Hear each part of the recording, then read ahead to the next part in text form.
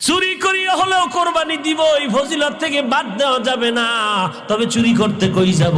মানুষের বাড়ি গেলে ধরা খাইলে তো ভিডা বিসমিল্লাহ ছাড়া সমানে চলবে না। এমন জায়গায় যাব যেখানে ধরা খাইলেও জামিনের একটা রাস্তা আছে। কই যাই? গুনতে গুনতে খবর নিয়ে দেখে গতকাল রাত, আগামীকালকে ঈদের দিন, আমার মামা সুন্দর একটা গরু কিনা ফেলাইছে। আজকের রাত্রে বেলা, ভোর রাত্রে বান্দা গা দৌড়াইতেছে মামার বাড়ি। গরুটা নিয়ে যখন যায়, মসজিদের ইমাম সাহেবের সাথে মোলাকাত হয়ে গেল। ইমাম সাহেব উঠছে, ফজরের আগে তাহাজ্জুদ পড়বে। হঠাৎ দেখে ওই এলাকার বান্দা, গরিব মানুষ, গরু নিয়ে যায়। কই যাও?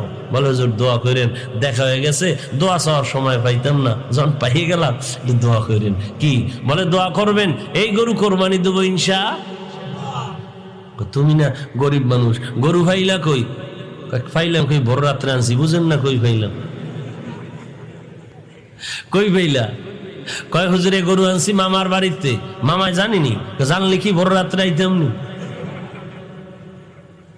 এরে আল্লাহর বান্দা, তুই কি জানো না চুরি করা হারাম? কয় হুজুর এই ফতুয়া তো আমরা বহু আগেই জানি, এই প্যাঁচ লাগাইবেন তাও জানি। তবে সমাধান মেনে নিলাম, সমাধান করে নিয়েছি।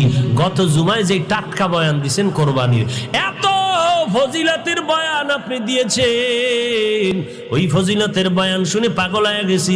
এবার চিন্তা করলাম, এবার চুরির তো একটা গুনাহ হবে, হিসাব মাইনাস প্লাস করে ফেলেছি। চুরির গুনাহ আর কোরবানির ফজিলত হবে সমান। মাঝখানে গরুর গোশত খামু ফাও। চুরির গুনাহ আর ফজিলত সমান, মাঝখানে গোশত খামু কি ফাও। বুঝেন না কথা? এই হলো আমাদের ইমানের হালাত। ওই যে বলে না, নামাজ না পড়লে কি হইব? দিল পরিষ্কার। শুধু এতটুকু বলে হুজুরদের থেকে আমরা অনেক ভালো আছি। নামাজ না পড়লে কি হবে? আমগো ইমান বড় মজবুত। আজান চলতেছে মসজিদের ভেতরে, চলো নামাজে চলো। নামাজে যাব না কেন? বলে পেরেশান, পেরেশান, পেরেশানের উপরে পেরেশার। বলে কেন? বলে কবরের চিন্তা অস্থির। এরে নবীর উম্মতের দল, আল্লাহ বলেন আমার নেয়ামতের শুকর আদায় কর, নেয়ামত বাড়ায় দিব।